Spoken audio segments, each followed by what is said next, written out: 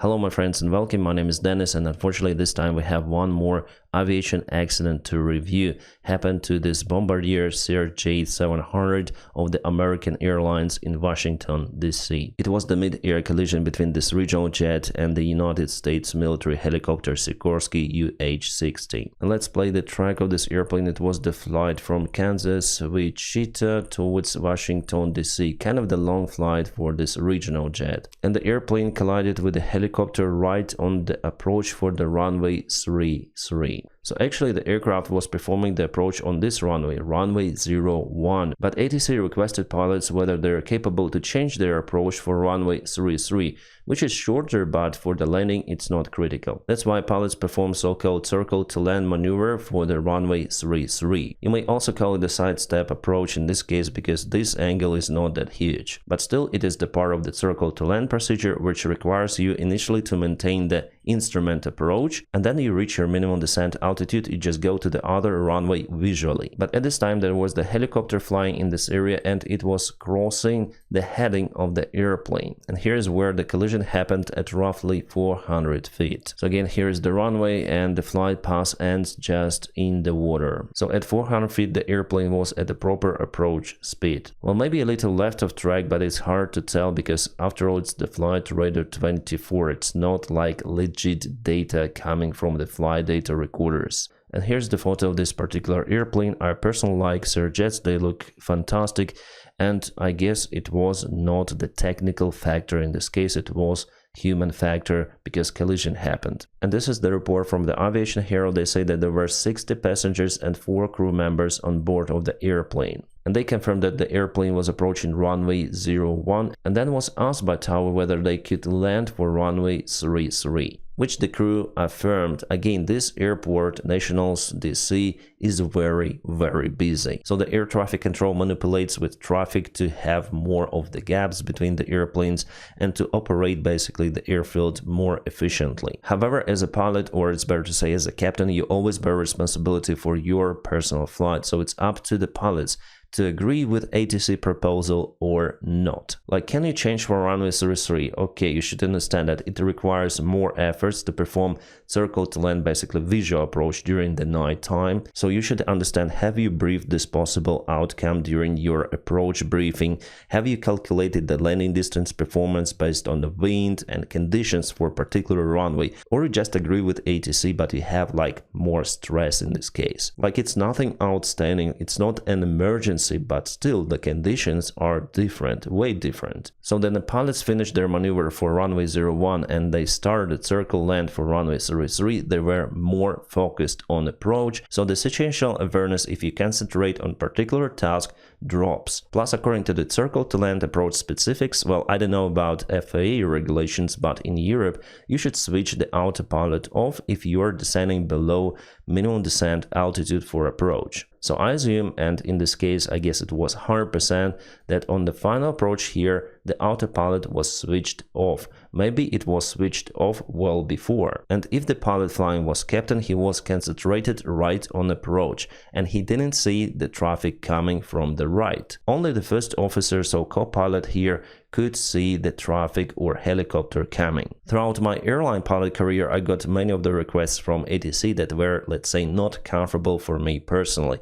With some I agree, with some not. It is based on your experience and risk management. Are you ready for the visual for the other runway? Are you ready to maintain high-speed approach? Are you ready for this? Are you ready for that? If the request gives you more risk, it's better to evaluate it at first, and if you don't have time for the proper decision making, it's better to go to the holding pattern to land later, but not to rush for landing. I'm not saying that it was happening in this case, but it could be one of the factors. Here the Aviation Herald says that the collision happened at 200 feet, so below 400 feet, about 0.6 nautical miles before the runway threshold. And the military helicopter is UH-60, it's the versatile transport helicopter, the call sign PAT-25. Both aircraft fell to Potomac River. We have the part of the ATC communication. I'm still waiting for the full ATC communication to appear, for example, on VAS Aviation YouTube channel and they will publish it for sure with some of the modeling of approach. But I listened already to the part of the ATC, and the airfield, yeah, it was really busy by the time. All of the other approaches were instructed to go around, yeah, because there is the accident happened on the airfield, and unfortunately search and rescue team wasn't able to find any of the survivors of this crash. The airport is temporarily closed, all of the flights diverted to their alternates. As for the UH-60 helicopter, there were 3 people on board. It was the training flight. As for the weather, well, the visibility was nice, as you'll see from this video, but the wind was really gusty. And I assume that the gusty wind could be one of the factors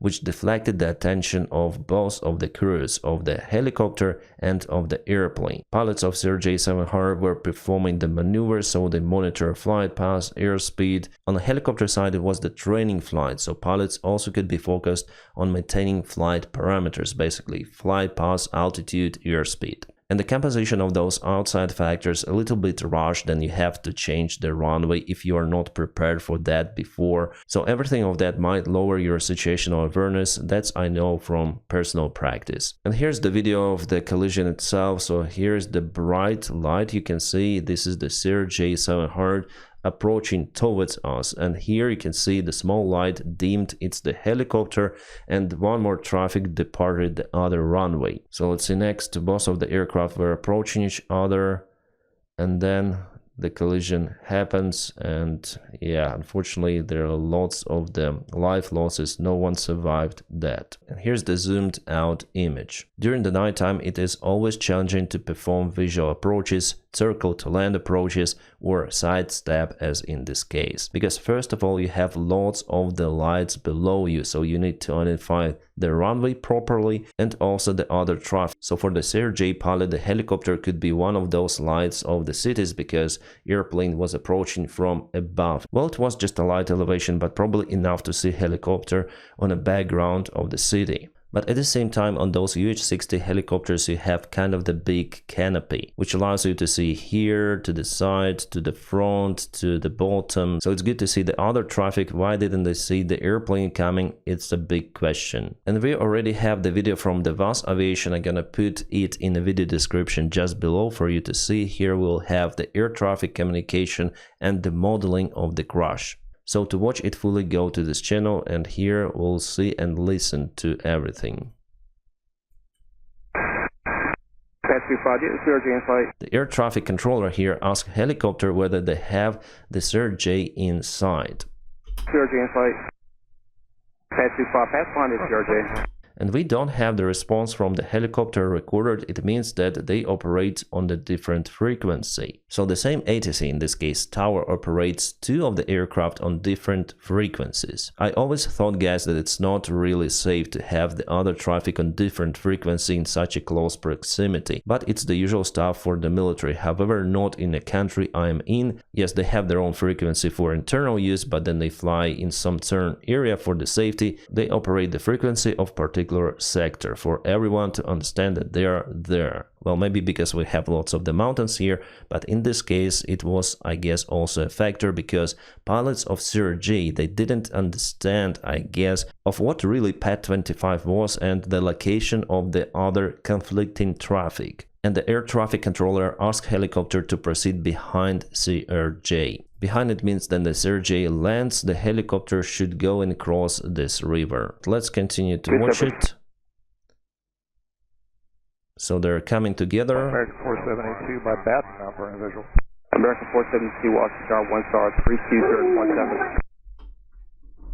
Well, here I also have the question towards ATC, how the guy didn't see those 2 marks coming together at the same altitude. Was the air traffic controller busy by the time? Maybe, but it's your hot spot. You have 2 of the traffic coming together. But there was no proper separation applied, especially for the helicopter. And again, pilots of the CRJ didn't hear the response coming from the helicopter. And here's the video recording of the ATC screen itself, so probably the playback. You can see the altitude of the helicopter 003, it means 300 feet, and 005, it means 500 feet.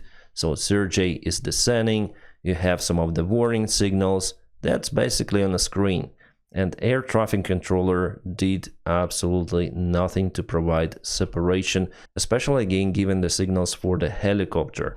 This is terrible. I'm not the air traffic controller myself. I'm pilot first of all, but it is bad. This situation is bad. Like same altitude, same position. And just for you to understand how close those helicopters sometimes could be relative to the departure heading in this case. So this video was filmed by the passenger.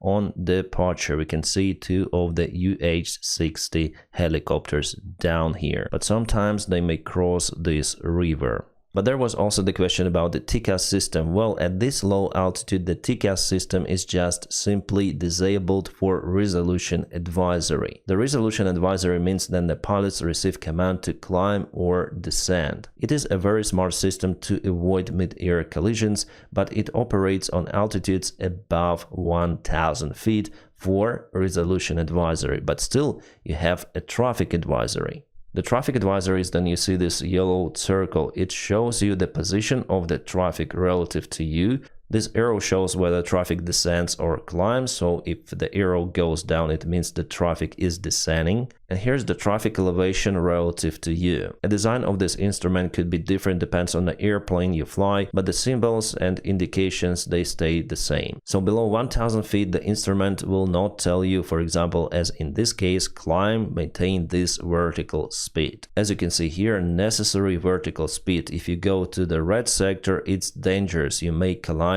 with the airplane, but by the same time the other traffic receives the signal to descend. But below 1,000 feet it is dangerous to descend. That's why resolution advisory is disabled. It's normal, but still you have like traffic alert, so you have to look out for the possible traffic. Especially pilots should understand that at this low altitude they should avoid the traffic visually because there will be no RA, resolution advisory. And in this case, why they didn't see each other, it's the big question. But from my practice, I know that military flies with sometimes even transponder off. So you only visually may see the traffic, but here the transponder was on because we saw the mark on the ATC radar. In those kind of the congested airspaces, as in Washington DC, you may have lots of the traffic advisories. It is nothing extraordinary, I would say, so pilots also thought like that probably. But the main question here is whether the traffic advisory was really working. Because if it is not working in a military helicopter,